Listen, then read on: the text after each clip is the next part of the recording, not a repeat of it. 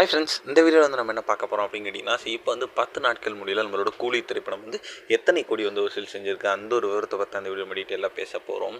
இப்போ வந்து super star Rajinikanth நடிப்பில் இயக்குனர் லோகேஷ் கனகராஜோட இயக்கத்தில் உருவாகி இருக்க திரைப்படம் கூலி. ஸோ இந்த திரைப்படம் வெளிவந்த நாள்லேருந்து வந்து வசூலுக்கு வந்து எந்த ஒரு பஞ்சமே இல்லாத மாதிரி வந்து அந்தளவுக்கு வந்து வசூல் வந்து சூப்பராகவே போயிட்டுருக்கு. ஆனால் வந்து இந்த திரைப்படம் வந்து ஒரு விமர்சனம் ரீதியாக பார்க்கும்போது வந்து ஒரு கலவையான விமர்சனம் தான் பெற்றுட்ருக்கு. ஸோ ஒரு தரப்பு மக்கள் நல்லா இருக்குது அப்படின்னு சொன்னாலும் இன்னொரு தரப்பு மக்கள் வந்து இன்னுமே வந்து சில குற்றச்சாட்டுகள் திரைப்படத்தின் மீது வச்சுட்டு தான் இருக்காங்க. ஸோ இன்னும் கொஞ்சம் பெட்டராக பண்ணியிருக்கலாம் அப்படி இப்படின்ட்டு ஒன்றுமே. மேலும் வந்து இந்த திரைப்படத்தில் சூப்பர் ஸ்டார் ரஜினிகாந்த் கூட சேர்ந்து ஒரு அமீர் கான், உபேந்திரா, நாகார்ஜுனா, சௌபின், ஸ்ருதிஹாசன், சத்யராஜ் இந்த மாதிரி வந்து ஏகப்பட்ட நட்சத்திர பட்டாலுமே வந்து இந்த திரைப்படத்தில் வந்து ரொம்ப ரொம்ப முக்கியமான ரோலில் நடிச்சிருந்தாங்க.